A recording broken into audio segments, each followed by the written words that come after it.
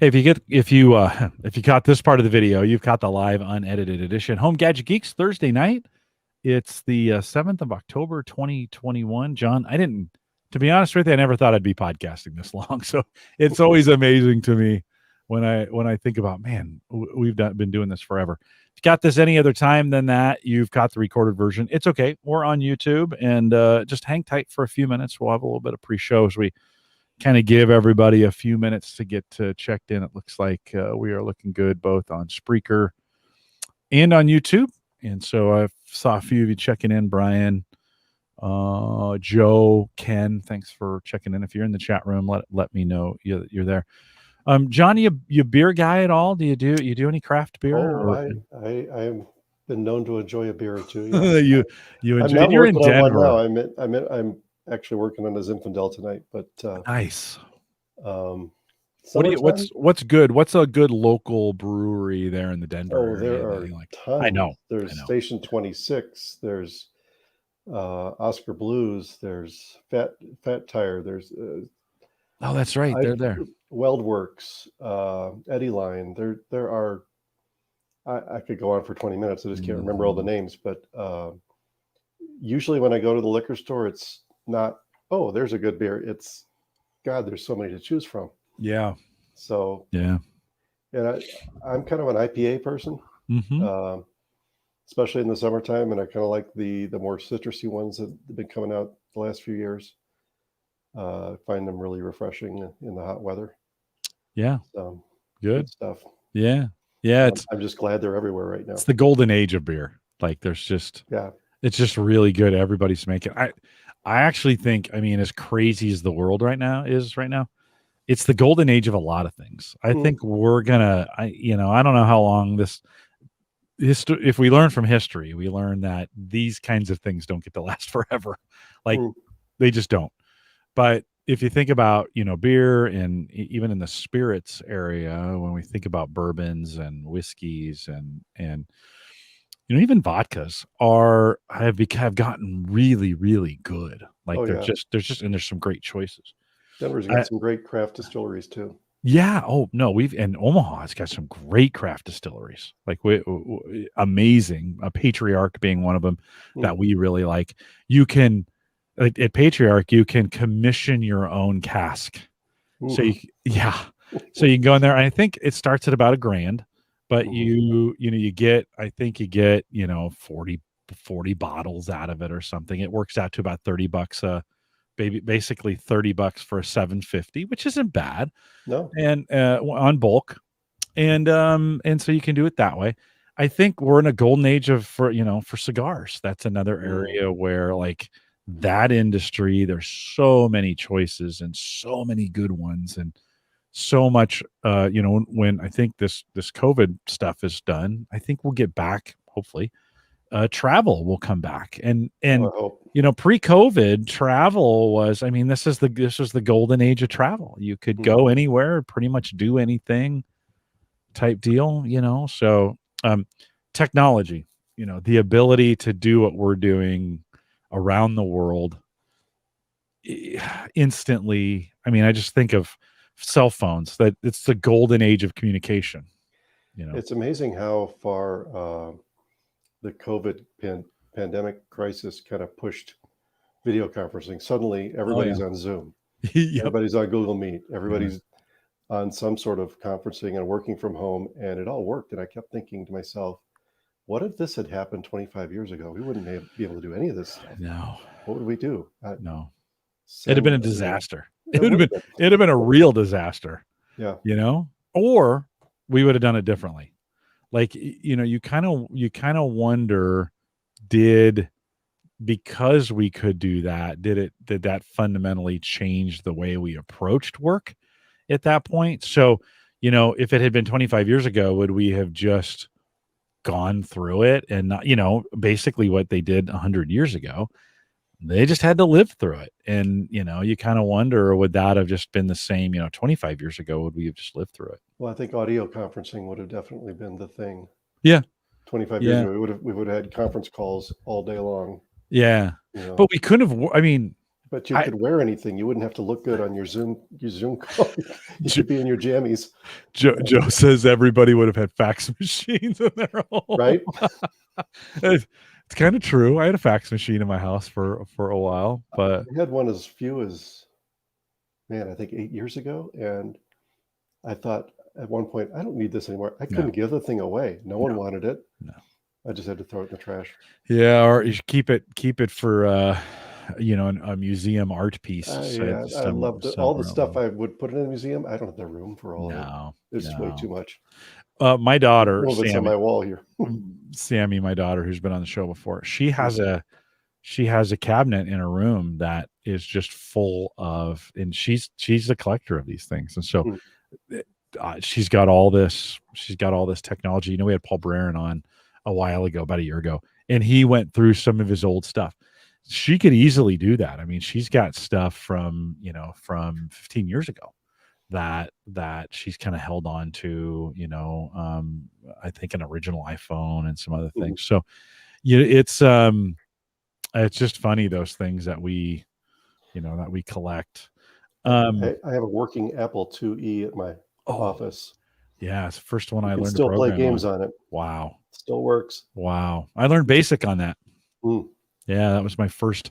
I would have been a freshman in high school, and I learned BASIC on that. By the time I graduated, we had 8088s. Yeah, 80 HP 8088s that had the not 4 1/4. What's the 3 1/4? No, 3 1/2. 5 1/4. 5 1/4 is the wide. What's the next? 3 1/2. 8. You had 8, then 5 1/4, then 3 1/2. 3 1/2. So 3 1/2. I've used all of them. Yeah, 3 1/2. I did have some of the 5 1/4 floppies, but the last ones that were actually floppy. They were floppy. Yeah, I just wonder. Like, I remember even trying to work remotely. I'm trying to think, when did I get my first laptop? I think I was at Omnium, so it would have been maybe 05.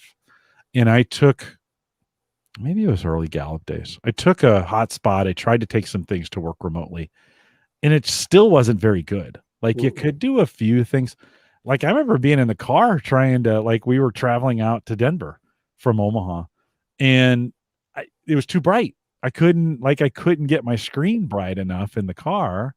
Now that wouldn't be too much of an issue, but I had to put a blanket over me and my kid's like, "Dad, what are you doing? Like, do you have to work?" I was like, "No, I just wanted to see if I could." Dad, we're going to get pulled over because some creep's sitting in a blanket. Exactly. Yeah. My first, the year after I left high school, the school got their first Apple IIe computer.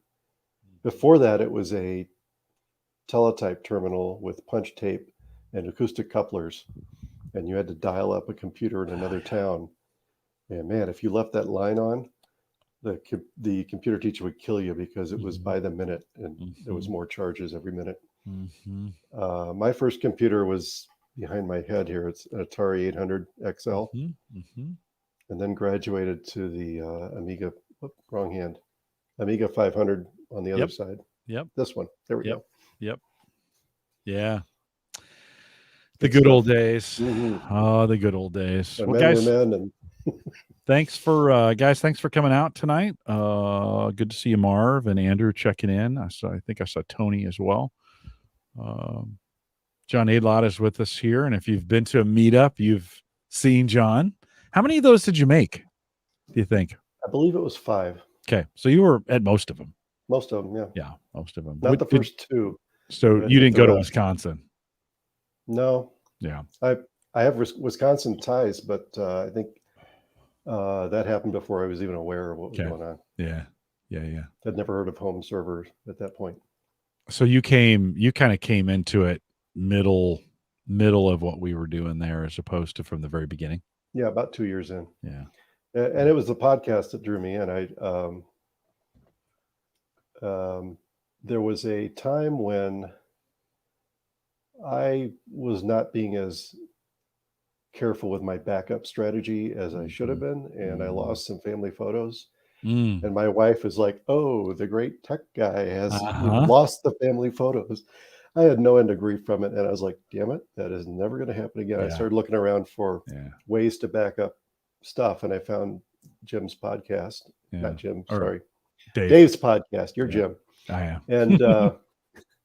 and started listening to it, and it just grew out of that. Yeah. Yeah. Well, even with home servers, I lost data. So that doesn't guarantee. Sarah spent a ton of time making a PowerPoint for my oldest's 18th birthday.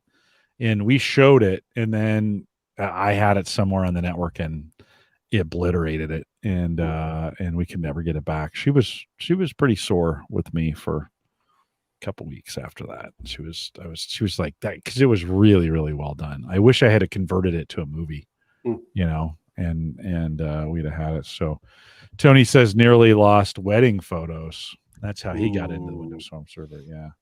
That's a great way to lose wife points right there. Oh yeah. Uncle Mark says he remembers being able to scan the internet for OpenPC Anywhere ports. Those early days, there were some crazy, it's just as crazy today. Like there's just so many, it's just nuts. I don't know. My second oldest was over last night. We enjoyed a cigar, and he was talking about Coinbase, and he's gotten really even more than me into trading crypto.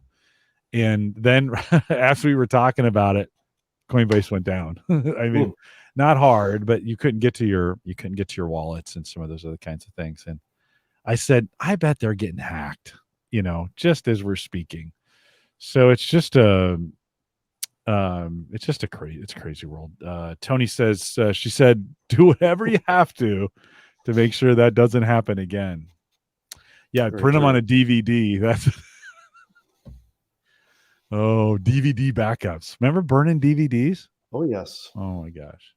I still had a stack a couple of years ago, and that's another thing I tried to give away, and again, nobody wanted them. No. I had some down here. I had the ones you could burn, the light scribe from HP. You could flip them over and then burn the other side with some kind of art, or whatever. But then you need their proprietary drive to get it back, right? I got two of them. Okay. Listen, I have 8 CD-ROM drives or DVD drives sitting on racks below here. And I'm like, why do I still have these things?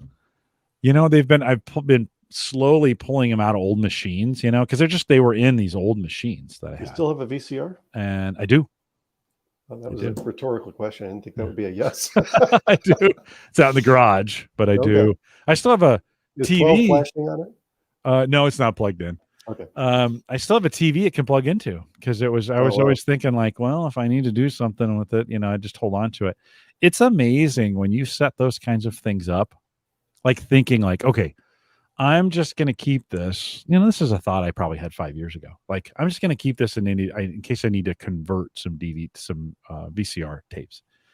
And then it sits, and all of a sudden it's like 10 years later. And you're like, wow, this thing's been sitting here for 10 years. I got to that point where I had a stack of VHS tapes. They were all home movies, wanted to convert into something digital. And our VCR was long gone. But what I did is went to Goodwill, bought one for $10. Mm-hmm. And there was this $50 gizmo that would plug into it and had a USB. I can't remember the name of it anymore. Yeah, we had one that we were passing around the community for a while, right. I think. Mm-hmm. And digitized them. And then I took the VCR back to Goodwill and said, here, sell it to somebody else. Yeah. It was like cheaper a $10 rental. Cheaper than renting it. That's for sure. Okay. Let's not give it all away. Well, let's get, although we weren't planning to go down reminiscent row there. So, all right, let me do this. I'm using some old earbuds tonight. They don't sound the same as because my other one's broke and I ordered some, so they'll be in later, but it's a little weird for me. It feels too bassy. So, all right, let me do this thing. Here we go. This is the Average Guy Network, and you have found Home Gadget Geeks show number 507, recorded on October 7th, 2021. Here on Home Gadget Geeks, we cover all the favorite tech gadgets that find their way into your home. News reviews, product updates, and conversation, all for the average tech guy. I'm your host, Jim Collison, broadcasting live from the AverageGuy.tv studios here in Bellevue, Nebraska. And, of course, we post a show with some show notes. We'll have some this week. So if you want to head out there, theaverageguy.tv/HGG507, and you'll get access to the show notes. I want to thank you for doing that as well. Mike is out tonight, and if you haven't, if you're looking on the screen, if you're watching the podcast or listening to the podcast, you're not seeing it, but John Aydelotte is here with us, and John's a long-time listener, both for Home Server Show and then here at Home Gadget Geeks. Has been a big part of the meetups that we've done in the past. You're not too far from here, John. If we actually pull off a Home Gadget Geeks meetup, do you think you'll come out to Omaha? It's one state away. Yeah, wouldn't be too bad. It's a long state, though. Oh, I know. I could tell you exactly how long it is. Just from this past summer. Yeah. We'll talk about that here in a second when we get you in. Big thanks to Aaron Lawrence, who joined us last week. Aaron always brings a plethora of gadgets to the program. We talked a little bit about coffee last week, which was just delightful. I can never stop talking about coffee. No, I didn't buy a robot vacuum cleaner yet, although Ed Sullivan did. So Aaron called him out on the show and said, Ed, you need a vacuum cleaner. And he bought an iRobot on Sunday. So we'll have to check in with Ed and see how the robot vacuum cleaner. John, do you have you given in to either a robot vacuum cleaner or a robot lawnmower yet? Either one of those? Vacuum cleaner, yes. What do you got? It's a Roomba, but like the lowest model. I think like 450 or something. I can't remember the number. Yeah. I got it on special last Christmas, and it's up at our we have a mountain cabin about an hour and a half away near Estes Park, and it's a great little place, but it has this weird thing where these flies come from nowhere and just sort of get into the house, and then they die, of course, because there's nothing to eat. Yeah. And so this thing does a great job of just popping out every day or two and sweeping up all the flies, because it used to drive my wife nuts. And we'd walk in and she's like, oh, there's all these flies everywhere. Does it ever get jammed up? You get too many in there? No, we just empty it when we get there, and it's fine. Okay. We also have one of those. There's a thing on the wall with a UV light in it and some sticky stuff in it that traps them, so that they get about half of them there, and the rest of them end up on the floor. Yeah, I think that's a good use of it. I've had some friends as I've been talking about this. They're like, "Well, isn't vacuum cleaning, because I'm the vacuum guy at the house. Isn't that the only exercise you get?" Lately, it's like, yeah, kind of is. I think my daughter said this to me. She's like, "Do you really want to? The only thing you're getting exercise with, you want a robot to do it?" So the lawn is the same way. Like, I really do enjoy mowing my lawn. I'm assuming you're mowing your own at this point.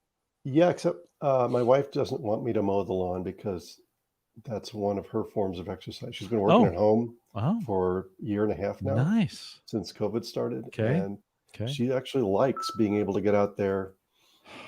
We don't have a big yard. It's a city lot in Denver. So it's, you can mow the whole thing in 30 minutes or so, but she'll get out there for 15, 20 and just get a little exercise and go back to another meeting. Yeah, no, it's a nice. If I mow it, it's mad. It's a weird problem to have. But hey, listen, it works, right? No, it works. I do enjoy mowing my lawn. I've said that, dozens of times here on the show. It would, I'd love to have a robot vacuum cleaner or a robot mower. And there's been some new ones this year that have come out that look really nice. But I get to them, they're a couple $1,000, and you're kind of like, I should. For that, you could get a riding mower. Yeah. And I don't need one of those either. Like, I have a push mower. It actually works really well. I can mow the yard in 45 minutes. Like, settle down there. In the Discord group this week. You don't have an estate the size of no, of Dave's. No, he's got some, he has got some stuff to clear in the group, in the Discord group this week. Let me see if I can find the conversation. We were having a conversation about that, about spending on tech in general, and I said, I really think I need to just save more and buy less. Easy to say. Schoonover kicks in and says, "Who are you?" And then Bustow says, "It's like the real JC tech diet, right?" And I've been convinced there's been so many good things to buy, and I don't know if I need them all, John. You can, I'm pretty sure Schoonover thinks that those words don't make a sentence in that order. But it was a lot of fun actually listening to him on the podcast a couple weeks ago, and it was like he was sitting across the table from me at a meetup, telling me what he thought about stuff. It was kind of good to hear. It was just fun. Yeah, he's a good guy. He's good to have. John, one of the things I've always appreciated is just how great this community is that's around all this. Dave started it, and really Dave McCabe really fostered it and allowed a lot of great people to come in, and many of them, or most of them, are sitting out in our chat room right now. And it just was a great safe place to come and be, to enter at any level that you want. No Not judgment. Yeah. No judgment. Just a great group of guys and a few ladies along the way who or it was just a safe place to do tech. I've been thinking about rebranding, the Average Guy.tv and Home Gadget Geeks and some other things. And one of the phrases that came to mind was friendly tech, and just kind of thinking, because that's really what we are. Even today, it's still like the Discord group is super friendly. Anything we do, all the guests we have and all the Patreon folks, by the way, thank you for supporting the show on Patreon. Are great. Like, I just don't, I don't think we've ever had a problem where we've had to say to someone, type deal. So thanks for being a part of a great audience. I appreciate it. That's what I liked about meetups too, is people could come at all levels of knowledge, and there were no stupid questions. There was you didn't get people going, "You're an idiot. You don't know how to do that." Yeah. I never heard that in a meetup. It was always a very welcoming, friendly group. Yeah. It's super great. It was super great. Well, good to have you on. We want to talk a little bit about, you made a solo bike trip, Denver to Milwaukee, which was west to east here in the U.S. You went the right direction. You went the direction of the weather, which is maybe, which is, well, in most cases, right? It's moving across, doesn't it? Doesn't it move? Yeah, it goes west to east. Nebraska proved me wrong. Did it blow the other? Okay. Well, yeah, there are times. Well, first of all, tell us when, and give us a little background on why. Why were you making this solo bike trip? No, I have had a dream of riding across the entire country for many years. I've read about other people doing it and been inspired by. There's several people have written books about it. My favorite one, because of my age, is called Old Man on a Bicycle. And I thought, if this guy in his 70s can do this, I can do that. And the problem was time. I don't have time to do that sort of thing. But now I work in a school system, so I get several weeks off during the summer. And I thought, maybe I can do it in pieces. So this was the first piece. I decided to try the Midwest. I thought that'd be a little easier than trying the western third of the country with some hills. I've gone valley to Tahoe out in California, and that's a 3-day just straight climb. It's all you do is climb. So I've done that. Yeah. So I thought, I'm just going to try this. And so I set off about a week into June, intending to take about a month, which is what it took. Went north to Cheyenne, Wyoming, turned east, and started working my way through Nebraska. I popped up to Scotts Bluff. And initially, I had intended to do about half camping and half motels. The first night I was supposed to camp was Scotts Bluff, and I got there and I found this campground. There's no trees. It's 95 degrees. And I'm just like, God, this is going to suck. Yeah. Setting up a tent when it's this hot and then trying to sleep in it. And then I thought, there was a Holiday Inn just back the road there. I'll go see if they have a room. And they did. And then later that night, lying there, I was thinking, I could just keep doing this and not camp, because the weather forecast was more heat. And I actually stayed there 2 nights because I got up the next morning and the forecast was for 98 degrees and the wind was something like 22 to 25 straight out of the direction I wanted to go. And I thought I could spend like 10 hours that day just getting to where I'm supposed to. It's just going to be miserable. And I thought, I'll just wait, see what happens. The next day I looked out and the flag that was sticking straight out was also sticking straight out, but the other direction. So I did 80 miles in 4 hours. And that's the beauty of the Midwest. Just wait 24 hours and the wind changes. Yeah. But a lot of southerly winds. Pretty much followed the Platte River through Nebraska. Which is the I-80 here in Nebraska is the I-80 corridor. That's kind of I-80 goes through, follows that same. But you stayed off of it. I'm assuming you took maybe Highway 6 or some 30. Of those. Okay. A lot of Highway 30. Yep. Okay. I had intended to take like country roads, but in a lot of cases, mostly in Nebraska, those would just turn into dirt or gravel. And I'm okay with a little bit of that, but when it would turn into like washboard gravel and everything just wants to shake off your bike, that wasn't fun. So I ended up gravitating back towards highways that had more trucks on them that I really liked, but at least I knew it was paved. Right. So I got to Kearney, Nebraska, and did a 5-day group ride there. There's a ride I've done before called the Tour de Nebraska. Not a race, just a ride. They kind of do a loop and end up back in the same place. That was fun. We had one day, high was 104. And we had So this was last summer, 2020 or 2021. 2021. This last summer. Past, okay. Yeah. 60 miles, mostly south. We're straight into this wind, and they had a lot of problems with people keeling over. I bet they did. They didn't have enough rest stations, I think, for the weather and the wind, and they had to sag about a quarter of the riders in from the back. It was kind of nutty. It got better after that, but I kept going after that solo. Crossed out of Nebraska, just north of you. Crossed the Missouri River into Council Bluffs, Iowa. Yep. The hardest day I had actually was climbing out of Council Bluffs up into Iowa. They had these short, sharp hills that you don't get enough speed going down to get back up the next one very far, and you're just grinding your way up. I think it was about 4,000 vertical feet that day. It was pretty tough. Yep. Yeah. Got to Dubuque, Iowa. I've got a sister there and spent an extra day resting up there a little bit. And then headed into what I thought was the best part of the ride, Wisconsin. They've got some awesome trails there. They're mostly railway conversions. So they're not real up and down, pretty even, and mostly shady, hard packed dirt. And the high was about 80 degrees. It was just heaven.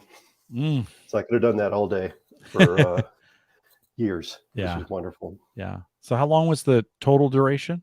Total was about a month. I got to Milwaukee and spent 4th of July weekend with some friends there. My wife's from there. We used to live there, so we know people.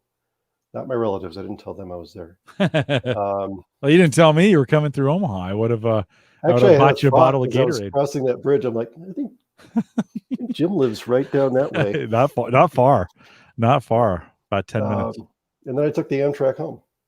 Oh, nice. Amtrak, if you have a bicycle, Amtrak is a deal because you can add your bike to the ticket on certain routes, not all of them, $20.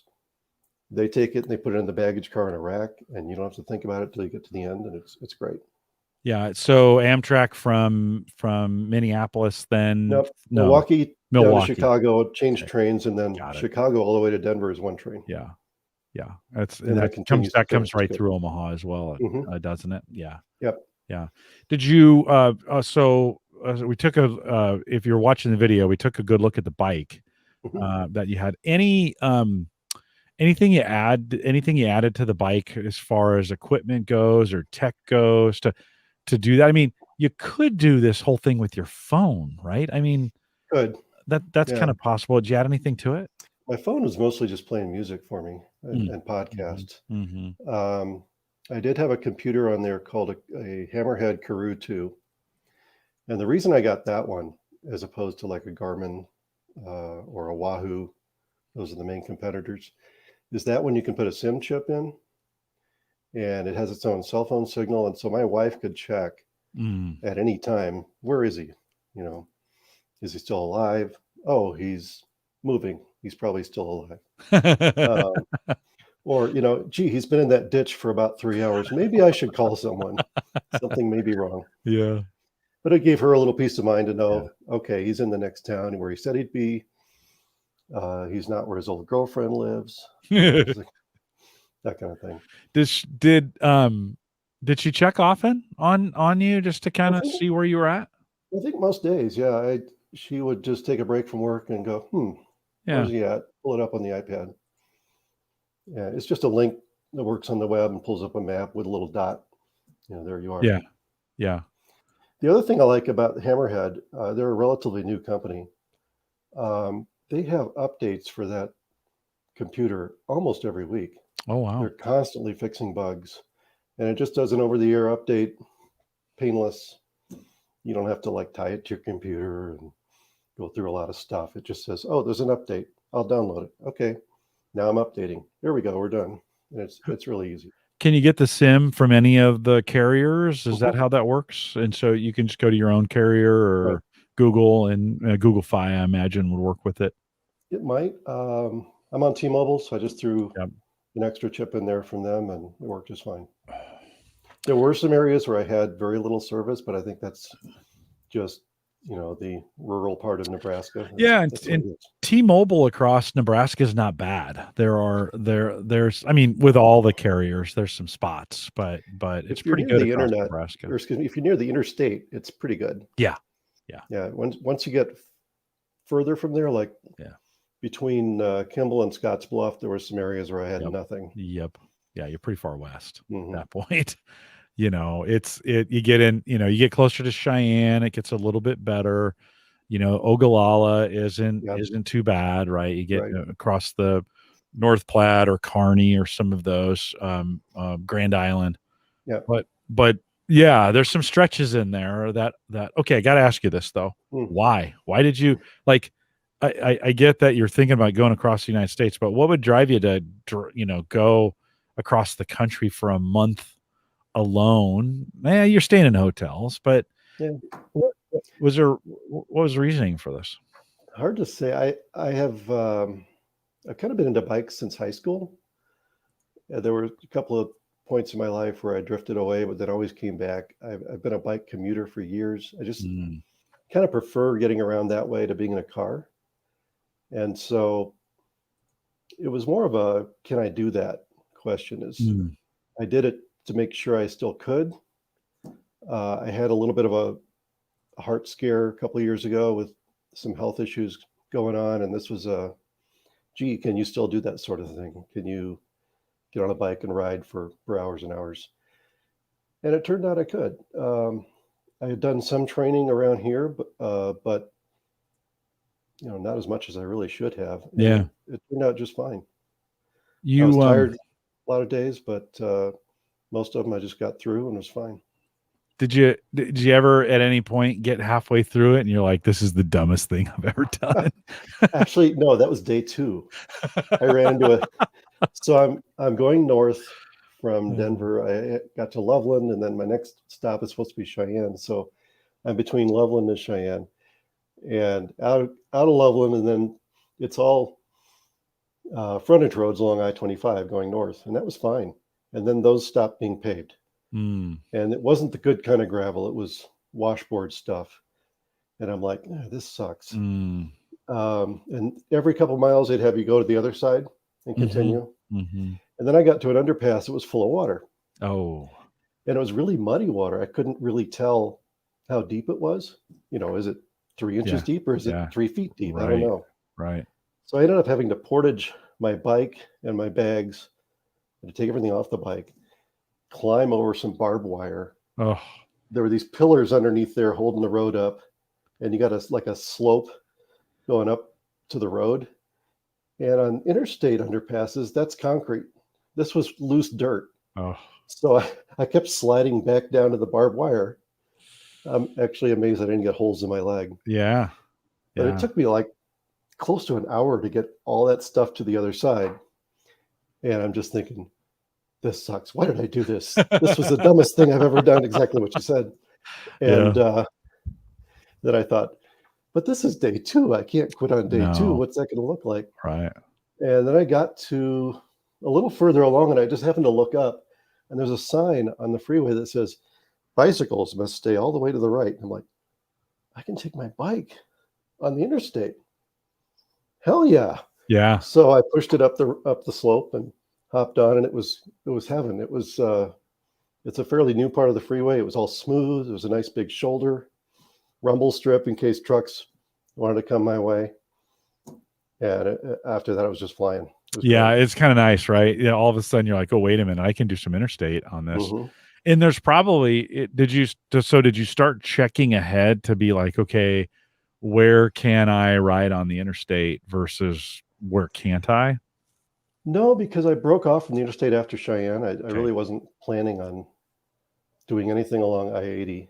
I was a little disappointed in my routing software. I use a website called Ride with GPS, and there's settings in there that says, do you want to gravel or mountain bike, or do you want road biking? And I was like, road. And it would still put me on these roads that would then turn to dirt. And so I'm thinking the software doesn't actually know that that's not a paved road. Yeah. It got better once I got into Iowa and Wisconsin. There were just fewer roads that were dirt.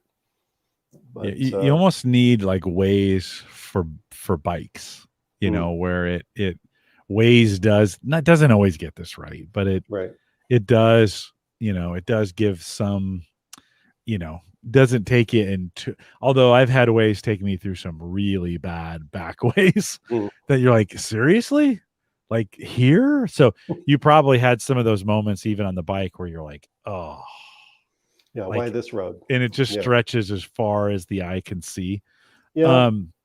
Brian said probably some amazing pictures. Did you take photos? There is a blog if you guys want to go look. It's called younger-on-2-wheels.com,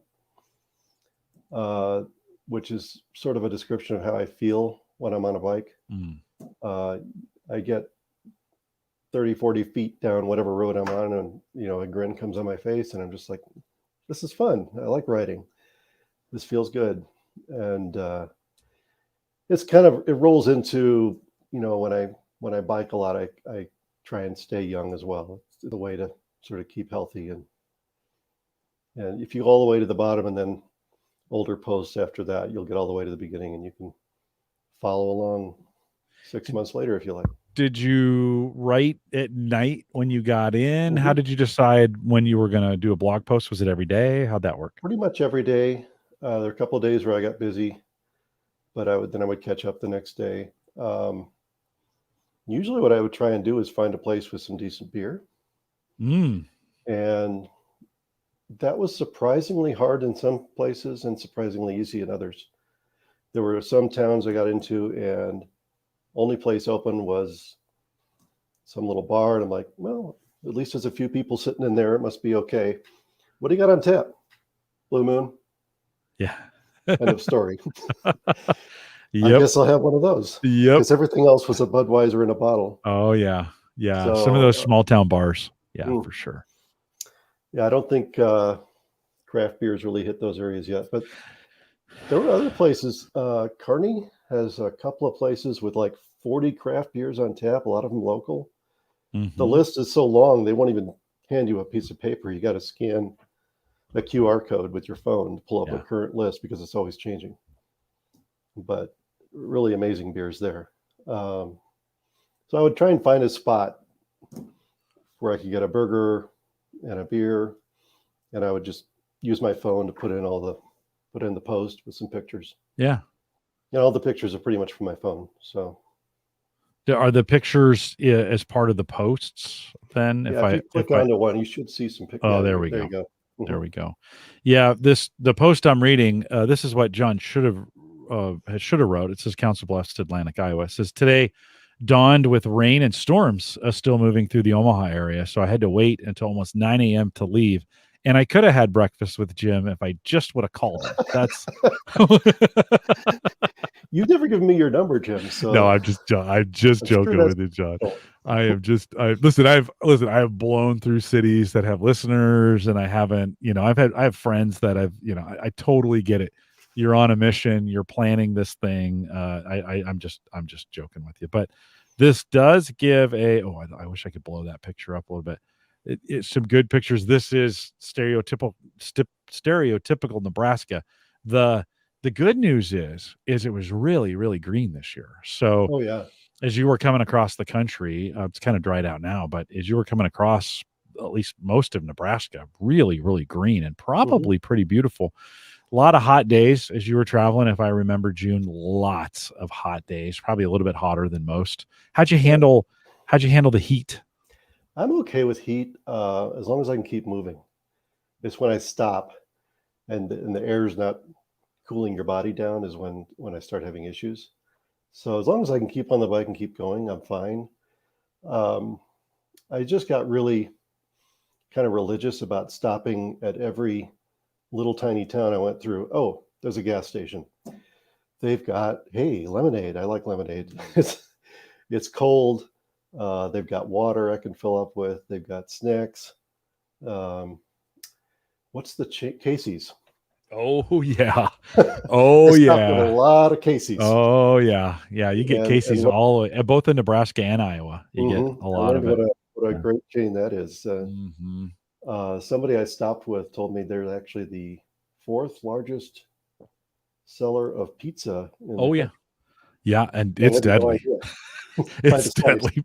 It's deadly pizza. You got pizza for breakfast. But they got good breakfast pizza too. You're burning so many calories. I did this. I did a run with a guy one time. He was running across Nebraska the other direction, which was the wrong direction. But he was going from Omaha. He wanted to run the whole length of the state of Nebraska, so he started in Omaha.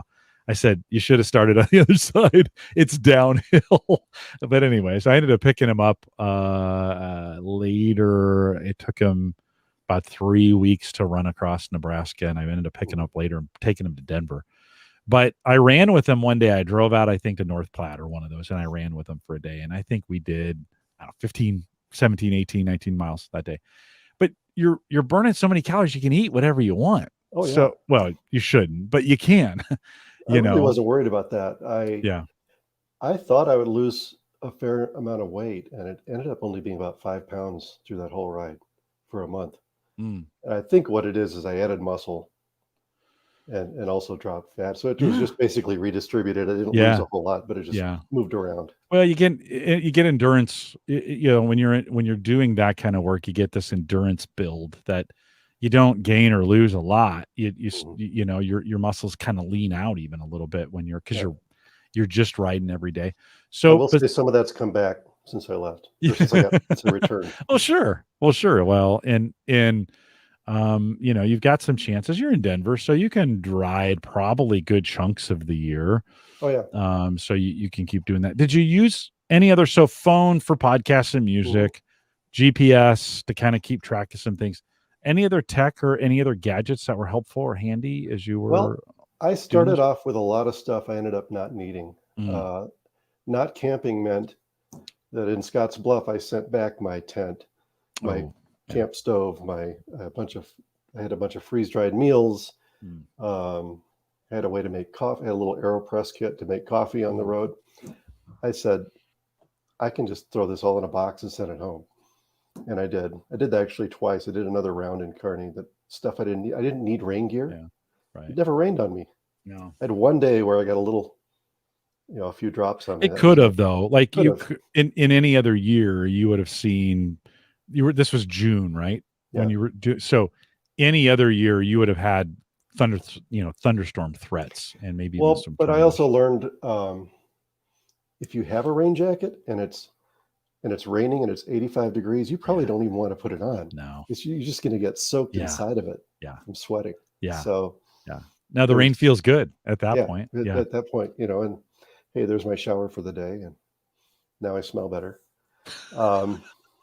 Get some of the salt off. That is kind of the nice. A little bit. Yeah. Yeah. I'd always be a little crusty at the end of the day. Yeah. That stuff just kind of builds up on your skin. It You're like, does. ooh, It does. what is that? Corners Yeah. here. I'd always get Little it in my gummy nose. stuff. Yeah. Yeah. Yeah. Yeah, a lot of that. down the ears. Yeah. Every time I got to a hotel, his first thing's a shower. Yes. And then feels really good too. Like you get in, they get amazing. clean, get that road dirt off of you, some of those kinds of things. So if you go through the blog and look at the Tour de Nebraska section, that I was tent camping every night because I had already paid for a service for that. And some of those nights were really hot. Like it was still over 90 degrees at 10 p.m. And there's nothing you can do but just kind of lie there. But they had showers there in a truck. There was a truck that showed up every night at wherever we were staying. And they've got 4 doors. Each door has 6 showers in it. So there's 24 shower stalls inside this truck. The water's hot. They got heaters in the back. And there it is. And God, it felt amazing. You've been riding 60, 70 miles and you're in this stupid little truck thing, but it just feels, it's the best feeling in the world. You got hot water and you can hear 8 other people around you going, that feels so good. Did you find age-wise, is this an older age demographic doing this? Some young kids out there, a mix? Who's doing this? That Tour de Nebraska I was on the younger side. They got a few people over 80. Wow. But most were in their 60s and 70s, mostly because I think people who are working don't have time to take a week and just go riding. It's a lot like RAGBRAI, right? Which Tony had mentioned. He's watching video RAGBRAI annual. That's a big deal here in Omaha. So a lot of Omahans will do RAGBRAI, and that's a long trip across Iowa, but it's a party too. Oh yeah, yeah. I think for me that would be a much bigger group than I would want to ride with. This Tour de Nebraska is 400 to 500 riders, so it feels a little more like a family. There aren't lines everywhere you go. Yeah. I think with RAGBRAI, you just overwhelm these little towns. Well, it's gotten kind of Woodstockish in a lot of ways, and it's become an event. Like so many people have done it, it's become an event where kids grow up with hearing about RAGBRAI, and you got to do it just at least once. And so folks, they'll prepare for it for 6 months, and it really is a big gigantic party. I mean, it's gotten, over the last 10 or 15 years, it's kind of gotten out of hand. It's too many riders, and they, like you said, they come into a small town and they just overwhelm it. There were some people on the Nebraska ride that were heading to RAGBRAI a few weeks later. Yeah. And when I saw the weather they were getting, I think it was ungodly hot this year. I was like, man, I'm glad I'm not doing that one. Yeah, we had a bad summer. It was really bad. Summers have gotten really, really hot out here. Yeah. Denver too. Yeah. We've had more 90+ degree days than we've ever had this summer. Would you do it again, John? Not that route. Okay. I think I've seen enough Nebraska cornfields and cows and Iowa and grain elevators. Oh yeah. Yes, yeah. It's the same thing. It's the same country. Just, small town, grain elevator, feedlot, cornfield, repeat. Yeah. It's just, that's Nebraska all the way through, and flat as a pancake for most of it. So just nothing against Nebraska, but I think I want something a little more interesting. Right. So I've already decided, I think, where I'm going to go next summer, and that is I'm going to circumnavigate Lake Michigan. Oh. So I'm going to take the train again back out to Milwaukee, start there and go north up through Sheboygan, Green Bay, wrap around the top part of the lake, come back down through Michigan, then back up around Chicago. When I looked at that, I thought, well, that's not a lot of time. It's 960 miles. It's a big lake. Yeah. So, but I think the weather will be a little cooler. Yeah. The lake views are going to be a little more interesting than cornfields. Yep. So I think the photography will be a little bit better. It isn't hilly. Yeah, it's not hilly. Yeah. But I think it's going to be pretty. I have been a Packer fan for since I got married. Yeah. And so I'll probably stop at Lambeau Field in Green Bay and give that a look over, maybe take a tour of the field. Mackinac Island, if anyone's been there, will be another highlight. I can't cross that bridge on a bike, apparently. Oh, They used to have a service that would come and get you and put you in a trailer and take you across because they don't want bikes mixing with the cars. That's been gone since COVID. So at this point, my only option is to take a ferry to Mackinac Island and then take another ferry over to the Lower Peninsula. Could you Uber exit? Like, the other way to do it would be to hang around a gas station on one side and hope somebody with a truck is willing to take you over for $20 or something. Yeah, that's probably not a bad plan either. There's a lot of people up there with trucks. Yeah, I was going to say maybe even in the community, there's someone close by. It would not surprise me. Where you could arrange a quick little meetup to take you across. Mm-hmm. Yeah. Well, let me know. We'll find out. Maybe we can broker that or figure out a way to get you across there for sure. So that'll be next summer. Is that what you're thinking? Yep. There's a bike ride June 18th. I've done this one many times, mostly when I lived there, called the Fat Tire Tour of Milwaukee. Basically a pub crawl on bikes. Mm-hmm. They go through about 5 different bars. They have 400 to 500 riders. So you want to see a crowded bar with 500 bikes piled up outside. How many ambulances do they need after in the evening? No, I did see a guy break his arm once. He was trying to ride up the steps at Walski's. Yeah. And didn't make it. I don't think they called an ambulance. I think he just went somewhere. Oh. He wasn't feeling much pain at that point. But I'll do that ride, and then the next morning head out for Sheboygan and make my way around. We have one here called the Taco Ride, and it's from the trailhead of the Wabash Trail in Council Bluffs. You probably went. You were within a mile of it when you were biking out here for sure. And then it goes down 10 miles maybe to I forget the name of the town. I should know it, but I don't. And there's a little taco place down there, and they'll get hundreds of riders on a Tuesday night to go down for tacos. And everybody in the margaritas are like $1 or $2 or something. They're super cheap. And there's always then you bike, you have to bike back up the trail, right? To get to where everybody parked. And there's always accidents. There's always somebody in the ditch or whatever. They just have a good time. They have a good time doing it. Will you do anything different as you're making this trip? Things that you learned going across Nebraska and Iowa and a little bit of Minnesota? Well, I won't take as much crap with me. Yeah. That's an easy one. I think I'm going to try and take a full DSLR next time. I wasn't real happy with I have a pretty nice phone. It's probably got one of the best cameras you can get. It's a Galaxy S21 Ultra.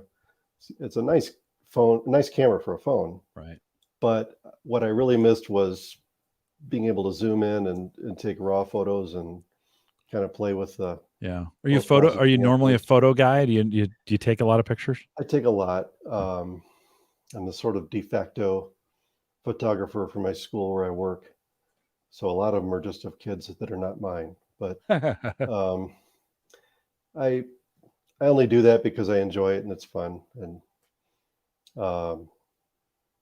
I have the ability to I think take some decent pictures. Yeah. And it's funny, you ask teachers for, hey, take some pictures of your kids, and what they send me is, it's just garbage. It's from a 5-year-old phone, and it's all blurry, and you're like, I can't do anything with that. It's hard to adjust and make it look good. So yeah, I'm like, okay, I'll do it myself. Well, and it's fun, and there's something I think Mike Howard taught us. There's something about how to frame up a picture and how to get it right and what you're looking for and perspective and what's in the background, right? And a lot of those things. And as good as I thought my photos were, I don't think I did a good job with the blog getting them to where they're like, you couldn't pull up a bigger version of that. No, I did something screwed up there that wasn't what I wanted to do. And I don't know if it's because I was doing it all on a phone. I might take something bigger to work on next time.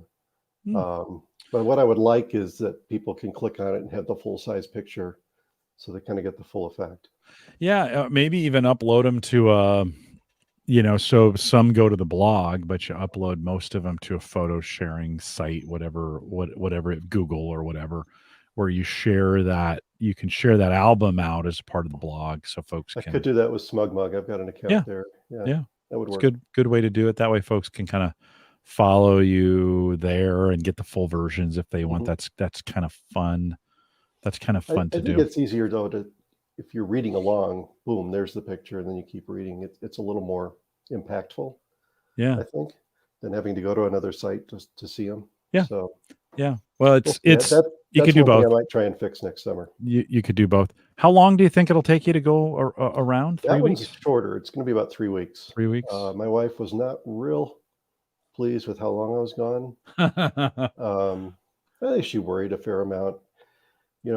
Being able to see where I was helpful, but you never know when a truck's going to come along and knock me into the ditch. And Yeah. it never happened, but she's No, I always thinking understand. that something like that might happen. I understand. We had the pastor at our church do the full length across the U.S. Hmm. Last summer, 2 summers ago. I think 2 years ago now. No, 3 years ago now. I think Did you it's ask been. him why? And it's something he always wanted to do. It was just one of those. He's a biker, always been a cyclist, and that's the kind of that when you do it, that's kind of the thing. It's a bucket list item for Yeah. sure. Yeah. It is. It's, for me, it was like running a full, or I even contemplated running some ultras. And by the time I got there, I was too old and too beat up. And I was like, yeah, no, I think my running days are over. But, I've decided if I'm going to try and do the whole thing across, I'll just wait till I'm retired and do it yeah, then. yeah. I've got all the time in the world. Yeah. Let's stay on the bike theme with this. And, in the show notes, you talked about selling some vehicles to get a e-bike. Am I reading that correctly? Is this like, so you're giving up a vehicle Yep. to get something that's talk to me about a little bit about these. My wife and I had 2 cars, both about 5 to 7 years old. We traded both of those in on a new car, and that's hers. And then I got this thing that's on your screen now. It's an e-bike from Tern, which is a U.S. company, although the bikes are made in Taiwan. Nothing's made here in the U.S. anymore. It's not a cheap bike. If people go look at it, the base version is about $4,500, but it will haul an amazing amount of cargo. Small kids, even large kids if you want. I have put several bags of mulch on it. I brought home a couple of Adirondack chairs one day from the hardware store. I do all my grocery shopping on that. That's my car. And the only time I do get into a car now is to go up to our mountain place, which is, near 100 miles away. So that's a little far for an e-bike. I just consider this my way of getting around Denver. And Denver's not a hilly city. It's flat. People who haven't been here think it's mountainous, but no, the mountains are several miles west and we're really in the plains. So it's pretty flat. And this does just great. I put 2 batteries on it. It's got a carbon belt drive. I got some upgrades from the base version, but I love the thing. And this is now my car. So when you think about how much it costs, if you're replacing a car with it, that's not that much. And all I have to do is plug it in maybe once a week and let it recharge, and I'm good for another week of zooming around town. Would you favor one of these over a moped? Because it's about the same, about the same price, about the same, the difference is you're actually still pedaling on these, right? They're electric. It's a pedal assist. Electric assist. There's 3 versions of e-bikes out there, 3 classes they call them. Class 1 is what I have. It's a pedal assist, and the assistance cuts out at 20 miles an hour. The bike doesn't push you at all unless you're pedaling. Class 2 has a throttle. They also cut out at 20 miles an hour, but you don't have to pedal anything. Another teacher at my school has one of those, and I saw her going along the street one time. She wasn't pedaling at all. She's just zooming along. I'm like, is that thing just, you don't have to pedal? She's like, no, I just twist. It's like, okay, that's more like a moped, or a scooter. Then there's class 3, which is the same as mine, except it goes faster. They'll do 28 miles an hour. I don't think there are any of those that are cargo bikes at this point. I'm sure one will come along soon. These things are exploding in terms of. Was it hard to get with I know with COVID supply chain, bikes have been hard to find. Was this difficult to get? Believe it or not, It got held up due to that stupid ship in the Suez Canal, the Evergreen. Was it Really? not Evergreen, Evervision? What was it called? I don't know. Ever something. Yeah. Yeah, it would have been about 4 weeks. Ended up being close to 2 months. Yeah. But I've got it. I'm super pleased with it. It's just it's what I hop onto now to go anywhere. That's a good looking bike. Mm-hmm. It is a good looking. You're asking about the comparison to like a scooter. I can haul way more than any moped or scooter could. Really? I've got big panniers, big bags on the side.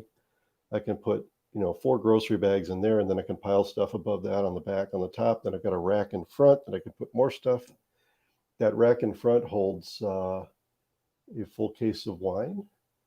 Oh, that's important. I know this from experience. It holds a full case of beer just as easily.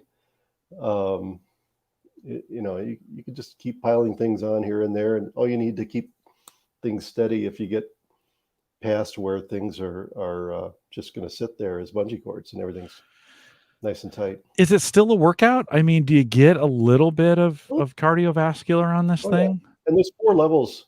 You can drop down to the lowest level and you're pushing pretty hard, or you can go to the turbo and you're pedaling, but you're still zooming. Mm-hmm. So whatever kind of workout you want, you can still get it. The downside with going to turbo is if I wanted to keep going, I think I've probably got 45 to 50 miles of range around Denver. If I dropped it down to the economy version, I think I could get close to 100. Economy being on the bike you currently have, the lowest setting. Lowest setting. It goes economy, touring, sport, turbo. So I usually say, I'm always in a hurry, so I usually say turbo boost kit and just pop it up to and take off. Mm-hmm. And take off. And so the assist stops at 20 miles an hour. So if you're going down a hill and you're going 20 already, there's no need. Is that a little safety feature too? So you don't go too fast? I mean, 20s, I mean, is it safety, or is it just so they don't have to classify it as a? I think it's safety mostly. Okay. I think above 20, the ones that go 28, and there's a lot of homebrewed stuff out there that'll go a lot faster than that. My neighbor's got one that he takes up in the mountains south of here, and that thing will do upwards of 40 miles an hour. Yeah. I would just get in trouble with something like that and hurt myself or kill myself. Yeah. That's fast. That's very fast. For traffic, this is fine. Yeah. It allows me to merge into traffic more easily. There's one spot my way home where I have to make a left turn. There's always cars coming. But at 20, I can kind of get in there a little more easily than when I'm doing 12 or something if I'm pedaling on my own on a different bike. So, Andrew makes a good point in the chat. He says it'd be nice if it charged the battery when you went downhill. Are there regenerative braking options? I have heard there are some of those out there. This one isn't one of them, but there are some of those that actually add a little bit. Yeah. The other thing I thought about is, if you put a couple of big solar panels on the back, would it charge itself and be able to go longer? Some people have asked me would I tour on something like that, and probably the answer is no. It's too heavy. It weighs 70 pounds. Yeah. If you get to a point where you don't have any battery left, you suddenly have a much heavier bike. It's a little bit of work. And then you're just miserable. Yeah. Funny story. On that tour to Nebraska, a guy that I met on the last one who's also from Denver, he shows up. He's got this new specialized e-bike, and he's like, "Yeah, check out my new electric bike." And I'm like, "Jimmy, that's pretty cool." Day one, I catch up with him at lunchtime, and we're at some firehouse in a little town. And I said, "Where's your bike?" "Oh, it's over there." "Is it plugged in?" "Yeah, I have to recharge it. I ran out of juice a couple miles away from lunch." Yeah. And I'm like, "Okay, so how long do you have to charge that before you can go again?"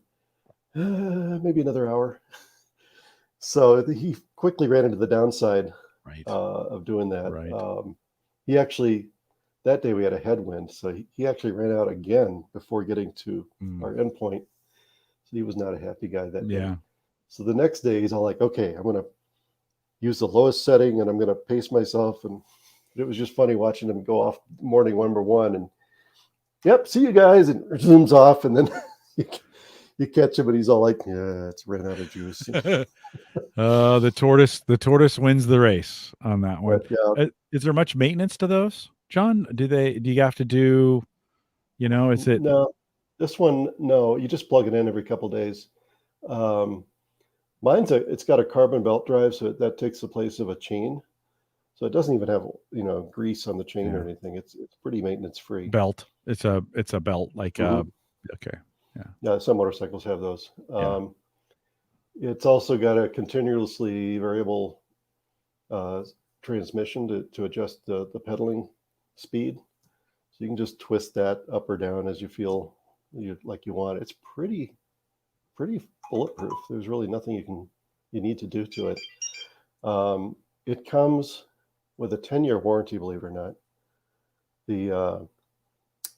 I think the normal warranty is 5 years, but then he said if you go on and register, give them all your info and agree to their emails, they'll make it 10 years. I'm like, wow, fair trade. Yeah. So it's a 10-year warranty, and so I just take it in every 500 miles or so, and he looks it over and says, "Yeah, looks fine." So they have a dealership or like a store. You didn't order this on the internet. You bought it local. No, there's a company called Rad Power Bikes that makes they're growing like nuts right now, but it's sort of a direct to customer model. They will ship you a bike in a box. Yeah. Mostly put together. You screw a few things in and you're good to go. They're much cheaper.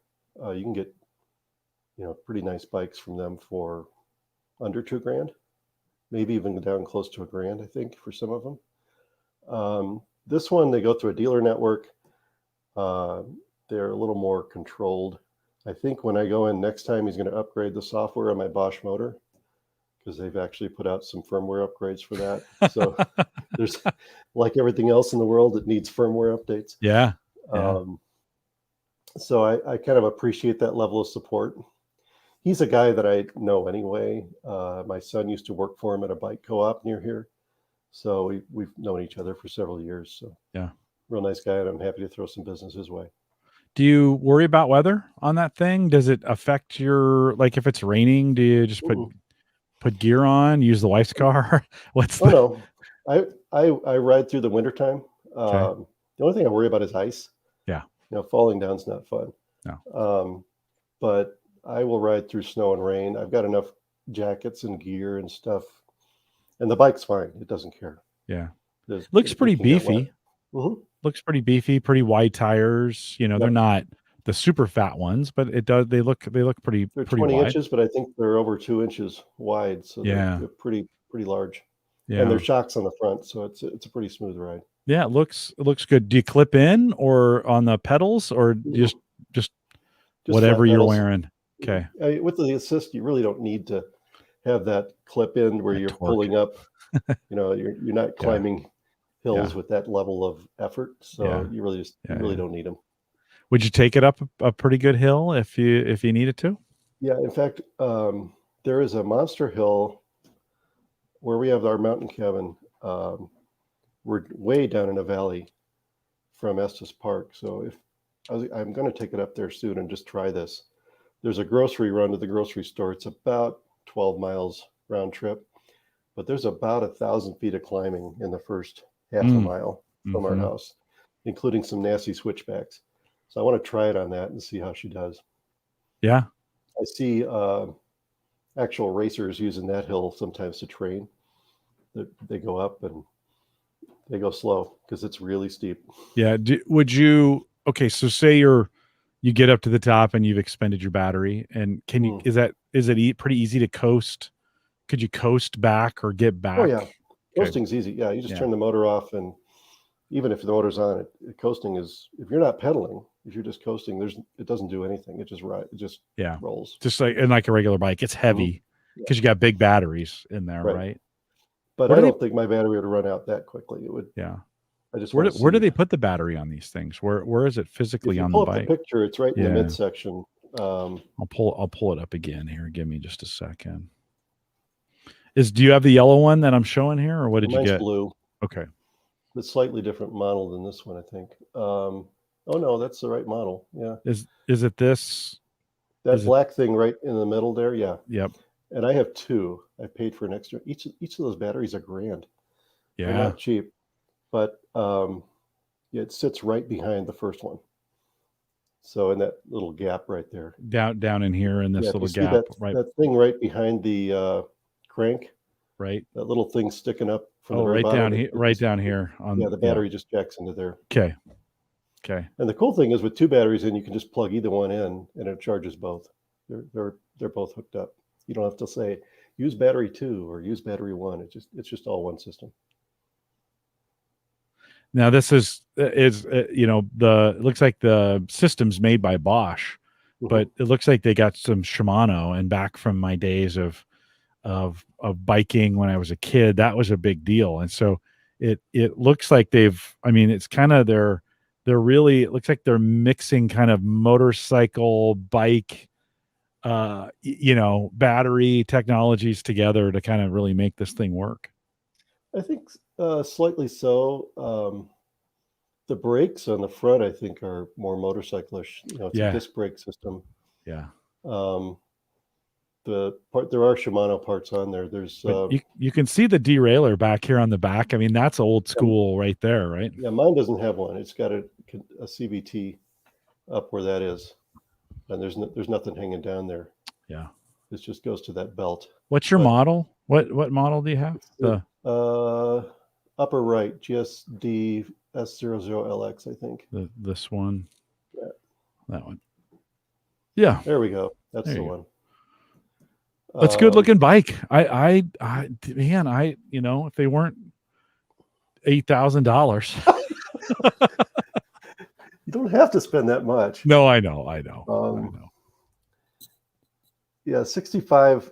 No, that's with a single battery. Yeah, dual battery. Mine was right around 7 with tax, so it wasn't quite that high. Must be some other difference, or maybe maybe the price has just gone up in the last few months. It's very possible. With everything else, that seems to be going up in price. One of the things I'm noticing is the flexibility in the cargo carrying. So you can get a carrier that gives you really max for carrying things, and then they have a couple people carriers in there, so that it's comfortable for a second person to sit on it, or to have up to 2 children on it, right? Car seats. I've got several parents at my school coming to work or to come into school with kids on the backs of, not this particular one. There's one other guy who has one of these.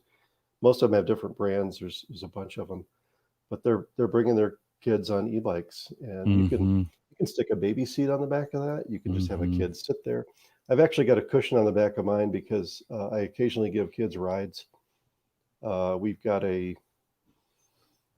little incentive program at our school. If you get an award for doing something really good or really cool, you get to pick something off of a list of prizes, and each teacher has a different prize. Mine is you get to sit on the back of that and ride around the neighborhood. Nice. With mom or dad's permission. Yes, of course. And a helmet. Yes. I need and a liability waiver. Yeah, we may get to that. But I have a cushion on the back of them for that. And then underneath my saddle, there's actually 2 handhold spots, so they can grab onto that and not just sort of be trying to balance. That would make sense. That would make sense to have that almost like another handlebar. And there's sideboards there. Their feet are on a nice flat platform aside too, so it's pretty stable. Yeah, you can kind of see those if you're looking for them. They're down. Well, I'm not showing the picture anymore, but they're down there, kind of at the bottom. That's a good little. Does it fling much water or as you're riding fenders? Yeah. No, this fender's front and rear, so you don't get wet from the bike. That's nice. Unless you go through something pretty deep, but then you're going to get wet anyway. Does it have any other tech on it that's interesting? I mean, listen, it's got a lot of tech that's cool, right? I mean, the batteries and the shifting and it's got a computer. It's got it'll tell you what your range is, how many miles left you have. Yeah, like a dashboard. Yeah, pretty much. Yeah. Nothing else technical on it. Most of the tech is built into the motor and the batteries. If you're listening to the audio on this and you want to check these out, Tern Bicycles, TERN bicycles.com, if you want to go out there and take a look and see they're cool. Like I'm looking at this, I'm like, They make Man, a these are smaller. kind of cool. Maybe I'm Well, selling my legacy. there's something besides the GSD. I can't remember the name of it, but there's a smaller model, and they've made folding bikes for years. Mm. They have folding bikes that have batteries, and some that don't. But they've been in the bike arena for quite a while. And you said they're out of Singapore? Companies in California, but the Okay. bikes are all made in Taiwan. Okay, Taiwan. There you go. Yeah, they do have a lot of different. The Verge, they've got a Node model. It looks like they've got a BYB that looks more like the folding kind. I could think this was the company that I think pioneered the ability to fold it like into a suitcase size and you take it on a commute or something like that. If you've ever heard of Dahan, Okay. that's another folding bike company. I believe the guy who started Tern is from that family. So it's sort of been a family business for a while. He came out of that family and started his own company. But Dahan, Bike Friday is another one that makes folding bikes. The big one that's been known in England for a long time is Brompton. That's sort of like the Rolls Royce of folding bikes. Last time I was in London, you'd see those flying along the street. Guy in a three-piece suit riding his Brompton with a little briefcase stuck on the back of it. It was kind of cool. And then you could tell he gets to his building and folds it up, goes up the elevator, and becomes a little carrying case. This is showing one of those minis, $2,500, which isn't bad for some of the technology, but 30% smaller than the traditional 20-inch folding bikes. So this is a very kind of a mini. You probably want to put a ton of miles on this, but in a city like London or New York, or where maybe you need to go a little bit farther than just that's a little bit longer, a couple miles, man. A 3-mile walk or a 3-mile ride is completely different. My commute's very short. I'm 2 miles from work, and it's almost not, I can do that on this bike in 8 minutes. But when I had to do it on a regular bike, it was more like 12 to 15. Yeah. And a little more sweaty. Wouldn't want to walk it. A little more sweaty, yeah. Especially on these 90-degree days. Yeah. Tony says I can't buy one of these until I've bought the vacuum cleaner. I've been talking a lot about the robot vacuum cleaner a lot these days. So, I don't know, Tony. This is the problem with being a host on this show. As I hear all these stories from people, and I'm like, man, I'd really like to have one of those. That would be cool. I do. My bike, I haven't had a bike for, I don't know, 4 or 5 years now. And I've been using the blue. Well, here in Omaha, they're blue B-Cycle. That's the rent-a-bike. They're everywhere. And somehow they survived during the pandemic. I don't know how they did. I think they're funded. They've got some other folks funding them. But here in Denver, the other thing you see everywhere is these scooters that are rentals. And Uber acquired Lime, so now in your Uber app you can rent the Lime ones that we have. They're kind of annoying in some ways because people travel in packs. You see like 8 people out on a bar crawl or something doing zipping along. It's like, okay, I gotta wait for all of you to go by. Or the other thing I find annoying is people will leave those things anywhere. Oh, for sure. They encourage you to. There's a spot where I have to cross the busiest street in Denver to get home. And every few weeks, somebody will leave one right in the center of that crosswalk thing where I can't even get to the stupid button to push it to get across. It's just like, really? You can't just move it to one side a couple of feet so it's not in my way? Yeah. They don't seem to care. They're done. No, we have. I know somebody comes and gets it after a while, but they move them around. They pull them at night. They come and get them and charge them, right? Type deal. We, during the College World Series here in Omaha, we get 1 million people to show up for that thing, and they're downtown. That was going on when I was there. Everywhere. Oh yeah. I was like, why is my I forget what hotel I was in, but why is it almost $400 tonight? Yeah. And then I realized I got in there in the lobby and there's people showing up in these uniforms. I'm like, oh, that's what, okay. I've been seeing that on TV. That's what's going on. Yep. You hit it. You hit the most expensive time to be in Omaha when you came through. You get a little outside Omaha and you're fine. And, but it is, the whole city, those scooters are everywhere and they just drop them. You know, you just see them all over, and then somebody comes by and picks them up. So I have yet to try one. I should probably get out there. I have used the B-Cycles, and our B-Cycles do have electric assist. So those are, I kind of, we were talking about this in the pre-show. I kind of need to get back into my biking. I wish they would come all the way down in here to Bellevue, where I live, so I could bike. It'd be great if I could grab one, you know, walk to one, grab it, bike into work, drop it. You know, that would be great. If you had your own e-bike, Jim, you could take it to work, you know, 3 days a week, whatever you like, and leave the car at home. I know I could. You have to trade that legacy that I just got in on it. John, one more thing.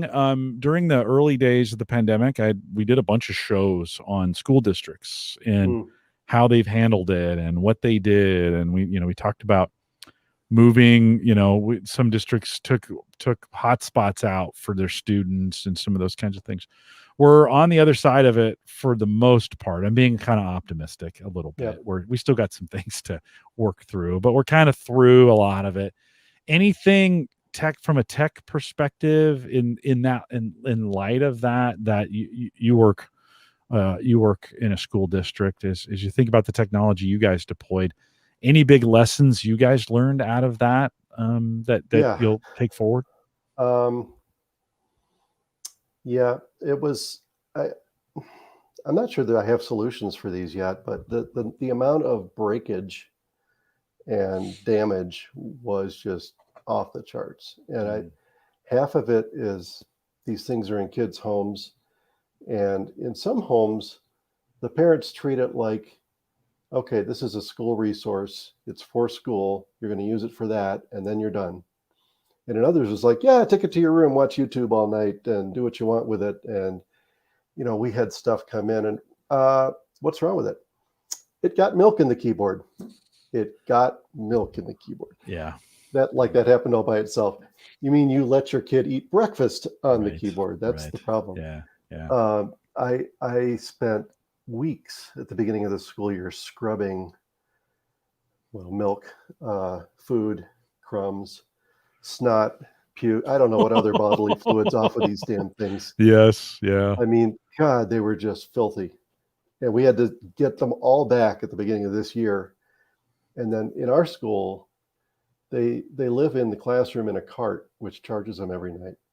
But getting those carts wired is a giant pain in the ass because all the chargers had to come from home, and then you got to wire each one up, and then it has to stay there. So, decommissioning a cart and pulling all those out again is another pain in the ass. So it was just so much of that.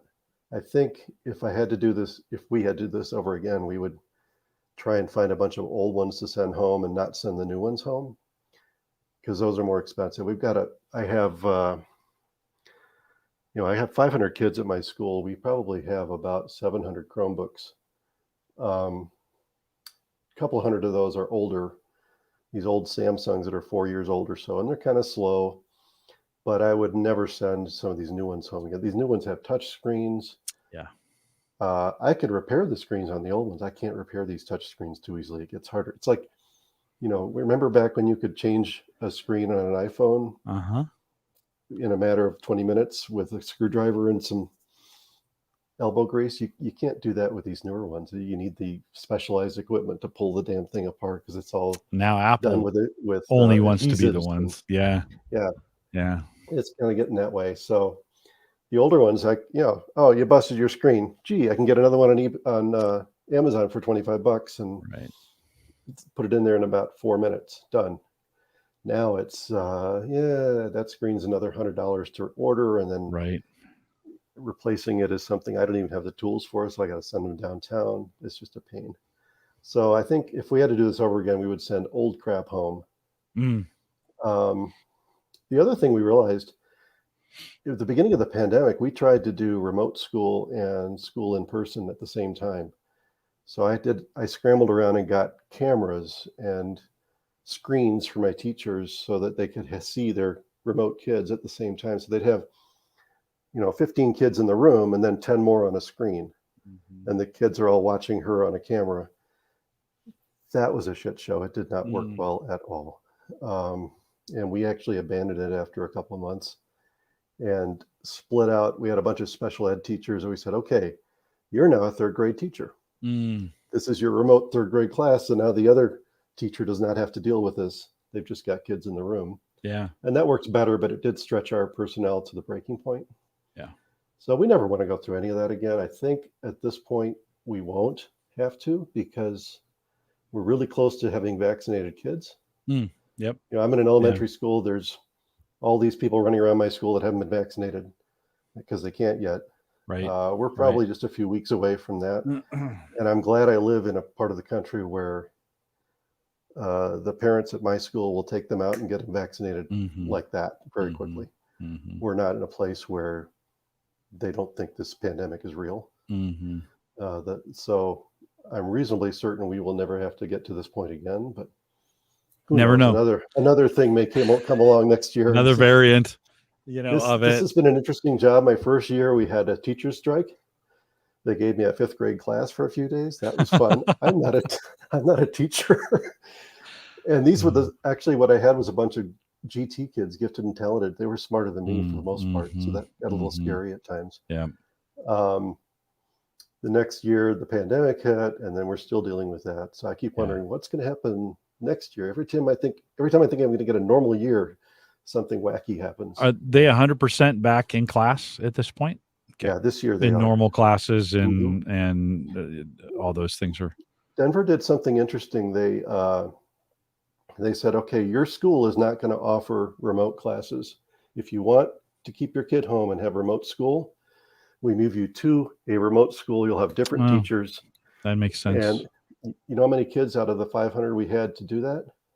2 decided they wanted a different school with no one they knew. Right. And it was one family. It was a set of twins. Sure. And everybody in the school thinks they're probably not doing great.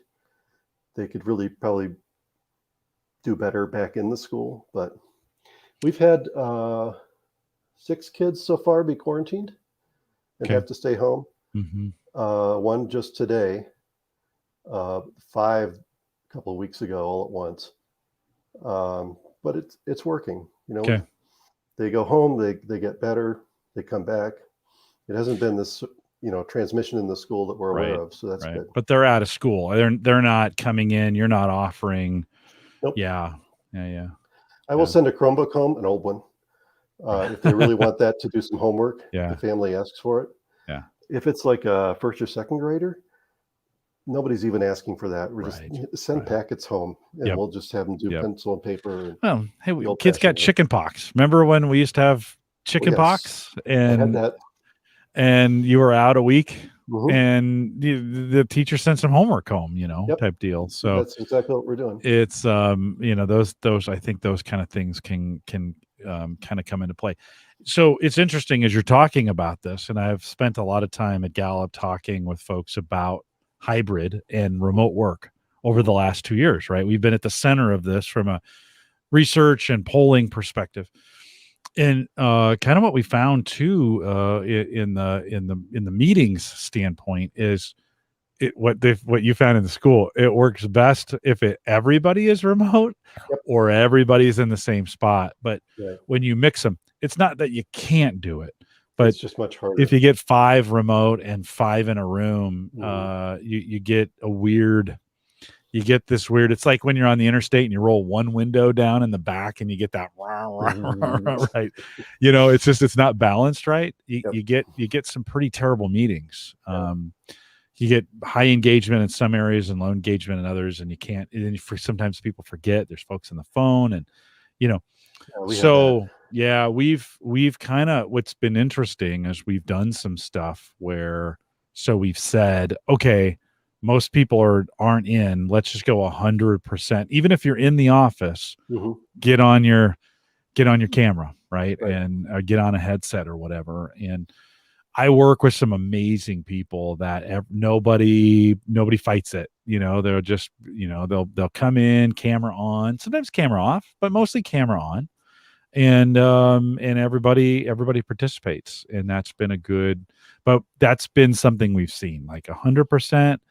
Again, you could do it in a hybrid scenario, right? But What we found Yeah. is it was really hard for the kids who were remote to participate at the same level as the kids in the room. Yeah. Yeah. And at first, the teachers were like, well, I don't want them to be able to interrupt because we've got a couple kids who that's all they'll do. Right. And they'll just be disruptive. And then the kids in the room aren't getting anything. And then the parents of the kids who are remote were sometimes watching and it was like, yeah, you're not giving them a chance to. It's like, it just became hard. And my wife's company, I think, has gotten to the same point. She's been remote here at home since last March, but they are now at going to the office 2 days a week, or I'm sorry, 2 days a month at this point, and every other day is remote. But those go into the office days is everyone. Yeah. Everyone's in the office. Yep. They do things that way, and then everyone's back remote. Yep. Kind of what you said for your company. We're trying to do that too. Like Tuesdays and Thursdays are kind of those days. Mhm. I was in today. It's kind of funny because I was in today and was trying to troubleshoot an issue and sent an email to one of my team members. She called me back on video, and it was so weird. I'm talking to her. I was thinking she's home. I'm in the office, so I was thinking she's home. And then a coworker just comes in the camera, and I was like, at first I was like, hey, wait a minute, what is he doing there? And then I was like, are you guys in the office? And they're like, yeah. They're literally just down the hall from me. What are we doing over there? And we're doing it. I could have walked over there in 2 minutes, but I didn't. I've gotten so used to firing up the camera here or firing up the camera in the office. Now, listen, we've been doing this camera stuff for a long time. So I like it this way, John. So for me, it's not even some of my coworkers won't turn their cameras on, and I desperately want them to, but I stopped asking them a while ago. It's just like, hey, whatever works for you. But I've been doing this a very long time, and I don't even think like today. I don't even think twice. It was just I remember that moment I have thinking like, what is he doing there? Like, why is he? I was like, you're here, and they're like, yeah, we're up. I'm like, where are you in the building? I've never seen this. And they're like, oh yeah, we took over this part of this floor and we're doing this kind of thing. And I was like, oh, well, I could just walk over and like, well, we're doing this thing, we're doing this thing via video now. Let's kind of get it done. But it was one of those funny realizations. We were all in the same building, all on video, and they were sharing, which is interesting. Typically we'd put a headset on, but they just, they were just playing it out through the speakers. I could hear both of them pretty well. Whatever they had from a microphone was working pretty well. And you're like, okay, well that works. We're 200 feet from each other, and we're that's kind of the conditioning we've got now. It reminds me of when I caught my daughter and her best friend in the back of our car. It's like it got real quiet back there. I'm like, what are you guys doing? They were texting back and forth. Yeah. So you guys could just turn your heads and talk to each other, right? No, they didn't want you to hear. That's exactly it. It was their way of having a private conversation. But the absurdity, I think, to a guy my age was just like, why can't you just talk? No. That's back when I wasn't even texting, which was a pretty long time ago. Well, my kids used to text on the 9 key, on a 9 keypad under the table, not even looking at it. Like, oh God, so we'd be at dinner and I could, my son, you could kind of tell, the look on his face, he was concentrating, but he could, they could, man, they were good at that. And, but those days we paid for text messaging. Oh, and yeah. So it was a year or a month. My daughter blew past her limit by like several hundred texts and had our bill came and it was like $300 more than it should have been. Yeah. She had to pay that off. It's like, what are you doing? How many texts are you sending a day? What do you mean you need to send 1,500 texts in a month? What is that? Exactly. How many a day is that? That's insane. Well, now we have unlimited minutes and unlimited text, and I send 5. Yeah. It's well, because think of all the other ways we have to communicate. Like I mean, the family who was just rattling my cage at the beginning of the show on Facebook Messenger, so I was getting ding, ding, ding, and I'm like, stop! I have to mute them because they sense that I'm doing something like at work or whatever, and they just start hammering the chat, right? But you think about the Messenger or WhatsApp or all the other ways there are to communicate with each other. I just don't even send that many text messages, At work, I've got 2 different emails for that. I've got Google Chat. There's a couple other apps people reach out to me on, but most of my teachers just text me because that's the quickest thing. Yeah. I got one down the hall who will just text 911. I mean, she's got something technical going on. She doesn't know what to do. Yeah. So I have to turn my little siren on and go down the hallway. Well, and it works however it works to get the job done. I mean, it doesn't, it's interesting as I think about the coaches that I work with in our community. They all have different, some have these, LinkedIn groups that they're a part of. Some of them have stayed on Facebook. Some of them use a messenger. Some of them are, have done some things on LinkedIn, and, you're like, okay, it's just whatever works. We landed on Facebook Messenger as our family chat. I tried leaving it several times. Let's just be really clear. But my wife keeps adding me back in. So I'm like, I don't know. Yeah. Did you have a really blissful day the other day when Facebook was down? I got a lot of stuff done. Let me tell you, I didn't have people bothering me. It was super great. I get probably, I probably get 4 or 5 support questions through Facebook Messenger from our community every day. Wow. So, I mean, it's work. For me, it's a form of work. I probably get a couple emails. I probably get a couple messages on Facebook. I probably get a couple messages on LinkedIn. That's kind of, they know, and I've given them permission to contact me directly. So, that's just, it's kind of an all day. I'm going to need to figure out, I've got a bunch of projects where I just need to buckle down and, and typically during a day, I just can't do them. So I'm gonna have to figure out a way to hammer some of, they're in the heart of the pandemic. Things got really quiet for me because our coaches didn't have anything to do. And it just got really quiet. And, June, July, and August, I cleaned it. I mean, I cleaned up. Like I got projects done that I never thought I'd get done. And as this year has gotten busier, I'm finding less time to get some of that kind of work done. So, John, thanks for saying yes to this. I reached out to our Patreon folks. If you want to support the show, theaverageguy.tv/Patreon. Thanks for your support, and just said, hey, if I'd love to have you, anybody who's a Patreon subscriber on the show, and you said, well, I don't have that much to talk about, but I'll come on. And we talked for, like we always do, talk for an hour and a half, and it's always great. Let me say thanks for being a part of the community. I ran out of water, which is I need some, and I don't have any beer in my emergency fridge. That's a bad sign. Poor planning there. But very poor planning. Thanks for the support. Thanks for hanging around the community as long as you had. You've always been awesome, and so thanks for being a part of the meetups. Hopefully we'll do a meetup in Omaha. We're still shooting for that. I'm trying to get the facility locked down, and count me in. Always appreciate that. Always a great conversation. Hang tight for 1 second. And not sure I'll bike there. I might use a car. Yeah, you might want to, or at least take the train. You could, especially if you have it in January. Yeah, not January.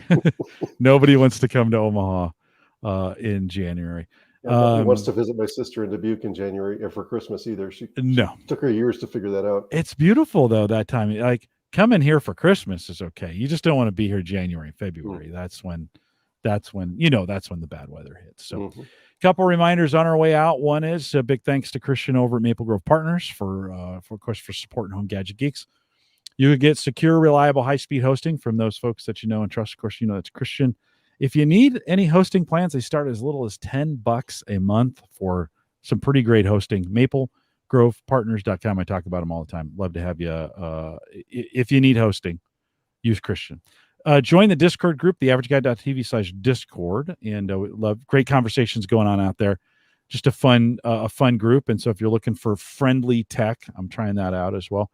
You can do that. If you want to leave a message for us, if you got a question, want to leave a message, you can do that. HomeGadgetGeeks.com. There's a little blue button in the bottom right-hand corner, and you can leave a message for us. We'll play it on the show. Find me on Twitter if you want to do it that way, at Collison. Wieger is at Wieger Tech if you want to do it as well. Mike had the night off. and I think he had to take his grandmother to a football game. I think that was his excuse. It sounds like the dog ate my lunch, but okay. That's the weirdest excuse I've ever heard. I don't know. That's just what he said. I'm sure he'll set the record straight next week. We are live every Thursday, 8 p.m. Central, 9 Eastern, out here at theaverageguy.tv/live. We'd love to have you if you're listening to the recorded version. And there's, I don't know, 500-600 of you that do, and we get 15 of you each week. Which, by the way, I really appreciate all 15 of you out there in the chat room. I guess we're down to 5 now. But appreciate all of you that are out there. But we'd love to have a few more. Come out and join us live Thursday nights, 8 p.m. Central, 9 Eastern, out here at theaverageguy.tv/live. We'll be back next week. I got a bunch more guests lined up, and we'd love to have you come out and join us. With that, we'll say goodbye, everybody. John, thanks again, man. I appreciate you jumping in here. And we got to do this more often. I have to did the get you in the rotation. 5 when they realized it was going to be all bikes. Say that again. The 15 dropped to 5 when they realized it was going to be all bikes. No, in fact, Brian said learned a lot, learned so much. Great conversation. Listen, there is plenty of tech podcasts that cover all the in depth all the gadgets. Mm-hmm. I'd rather just have a conversation. You know this from listening. Mm-hmm. I'd rather just sit down and have a conversation. I think it's a lot more interesting that way and just kind of talk through it. So there's plenty of other, I'm sure there's 500 or 500 YouTubers that cover the bikes that you ride. I'm sure there are. Yeah, I'm sure there are. And they go in depth and they get really nerdy. That's never going to be me. His reviews of one bike are like 45 minutes. I'm just like, I can't even get through them. Yeah, no, and that's just never going to be me. I just want to have a conversation and have some fun, and we'll show some pictures, and it's to me that's a lot. It's a lot more interesting. Listen, I make these for me. Like that's the secret, I think, to podcasting is if I get bored, I get bored with reviews, I just get super bored. I don't, if I was doing reviews, and I've tried doing reviews, I'm terrible at them to begin with. I don't want to do them. I'm not interested in doing them. I'd rather have conversations, Well, that's the reason you're at 507 now, is because you're an easy guy to talk to and people like talking to you, and it's just a conversation. So if you're enjoying it, people get that and pick up on it. And that's why they enjoy watching and listening. Yeah. I do enjoy it. I mean, this is, like you said, this is why we get to 507. I keep thinking and then I'm like, well, how hard is this? It's just, you just ask questions. It's not that, it's not that hard, but it is. You have to have a beer or two. So I know. Really I need to give back. I've been intermittent fasting, and this goes past the 8 o'clock. Mm-hmm. So I've been just drinking water. And it's been good. I've lost some weight doing it, but I sure do miss my beer. Maybe I need to go with just a one night dispensation on Thursdays because I sure miss the beer. Although the water's a lot better to podcast with. The beer gets a little gummy. The problem with the beer is once you've had one, suddenly you're at 3. Exactly. And I did move the fridge where I could reach it, but there was nothing in it. That's a huge fail. Thanks for coming out. I won't keep you any longer. I've kept you at almost 2 hours now, and so thanks for coming out and being a part of it. Hang tight for me 1 second. If you're listening live, we'll let you guys go as well. I'll get back to your lives. Tony, if you're out there, thanks for tweeting. Tony's the best live tweeter on the planet. And appreciate Tony from the meetups. Oh yeah, glad to see him again. He's a great guy. So we will see you guys next week. You guys